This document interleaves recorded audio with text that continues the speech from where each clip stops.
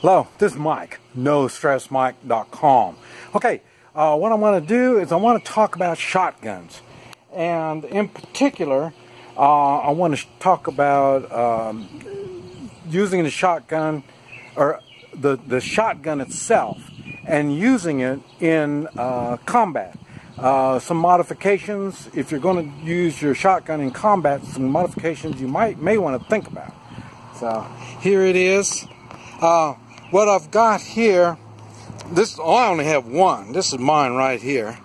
It's these two are the same. They're both 870 Wingmasters, and you can see there's been some changes. Like I say, this one is normally what they come like, and what he's done is tried to do somewhat fixing it up for combat. And this I want to explain, talk about the differences you're going to find in these weapons. And you see, he added magazine extension to it, but he still has the length of the barrel. And this other one is a Mossberg, and it doesn't say it, but that's what it, oh yeah, it says it, all right. Right there. And first I want to talk about, in general, one of the things that you have to have in a combat type shotgun, pump shotgun, will be, you see this rail, this right rail right here, and you see how it's skinnier on one side than the other side. You want them both the same size because they're going to have a lot of tension on them. Some shotguns only have this on one side, and then on the other side there won't be any. It's not going to work for combat, because what you do is, in the heat of combat, you're pumping and you're going to put it in a bind and it won't feed properly. And so that's why that's an important thing to think on. And let's see, all of these I think are 12 gauge 3/4 inch. Yeah, 2 3/4 inch. And they got magnums and stuff like that. But like I say, a lot of, like this thing here is probably 30 years old, something like that. At least 30 years old. Because 30 years ago I was using mine when I was training SWAT teams. So and I did more modifications after the people I was teaching were already into shotguns. So their guns were modified, so I had to modify mine to get caught up with theirs. And this is why I'm showing some of the things you got to do and why you're doing it. Okay, let's see. Another thing is, you see it's really worn, and that's no problem. These things are worn and they stay loose. You'll see my foregrip is longer than the standard, and that's because you don't always get your hand in the heat of action. You're going to be opening doors with your left hand while you're holding it with your right, or the other way around. But anyway, this will be your free hand that you're using up here, and so you'll be using it in other places, so you don't always grip it back in the same place. And also you're going to be wearing gloves. Nowadays we use gloves now, and because of broken glass and all kinds of stuff we're going to be getting ourselves into, so that'll make a difference.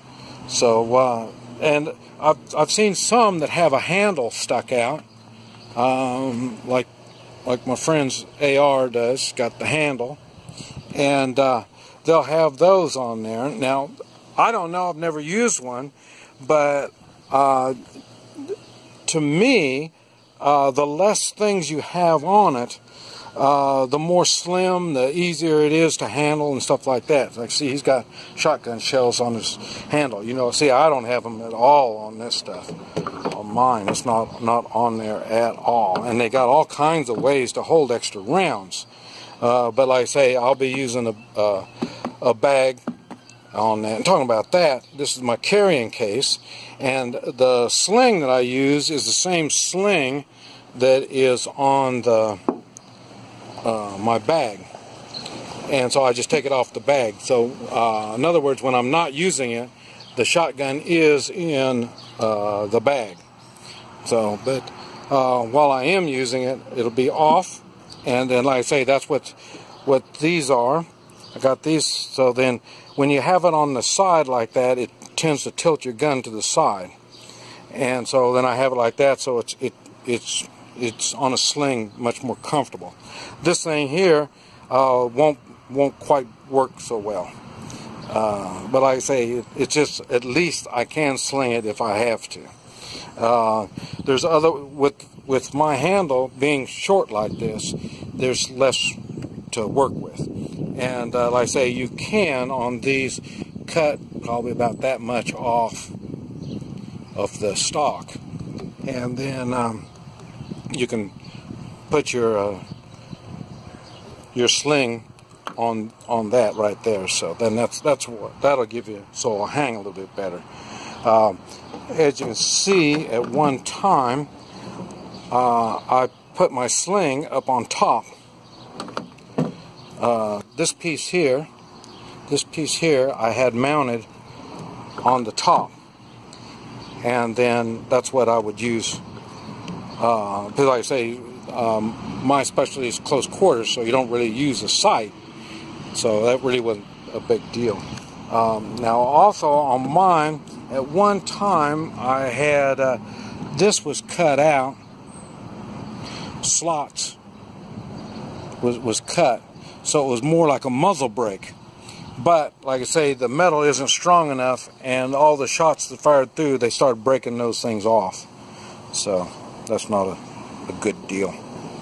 But like I say, it's easy enough to buy other barrels, but like I say, for me it doesn't make any difference. I'm probably going to end up cutting it off on an angle and just have something jagged, because like I say, that does affect the shotgun shell. It'll make it spread more. Sometimes when it gets caught, like I say, when these get bent down more, it'll start the thing tumbling and opening up. And like I say, I deal with close quarters combat, so it doesn't hurt my feeling for spreading out. And let me see here. Say that we talked about, the extension. Okay, here, let me get this. So I can show you.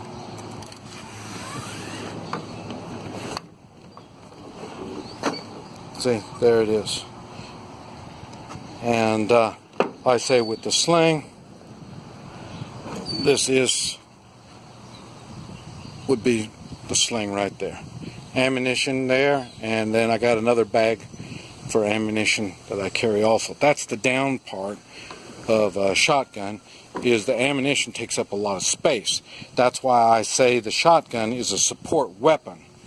And for me, I carry my little AK and shotgun and 9mm for backup.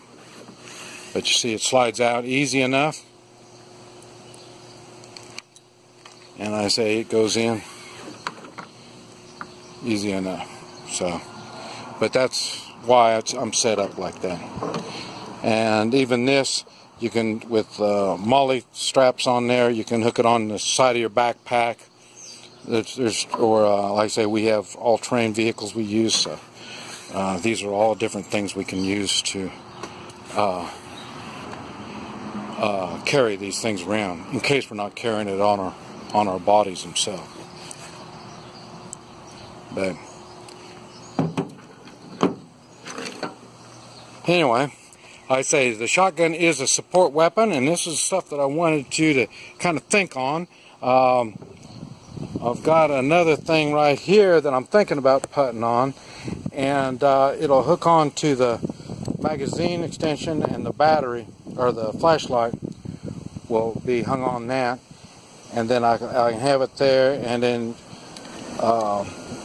when my hand is up here, I can use my thumb to kick it on and kick it off. So like I say, the more mechanisms you have, the more chance you're going to have a mess up. So, but this is the thing that I'm going to have that mounted, and that. Normally, I don't like anything attached to my guns, lasers, flashlights, none of that kind of stuff.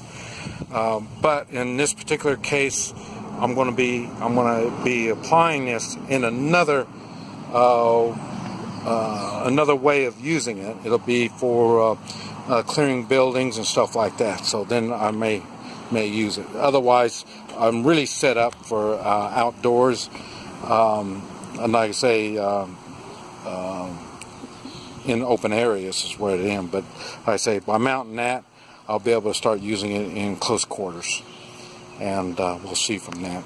But anyway, I thought I would just share that with you, let you understand there is a difference between a sporting gun and, like I say, one that's set up for combat. And like I say, once they're set up for combat, they're really not all that good for sporting and stuff like that. And like I say, but I'm not into sports. I don't shoot the range. I don't shoot ski. I don't do any of this. All mine is for self-defense and for combat. And basically, that's what I focus on. Tactics. I keep my equipment simple. Remember, KISS. Keep it simple, stupid. This is Mike. NoStressMike.com.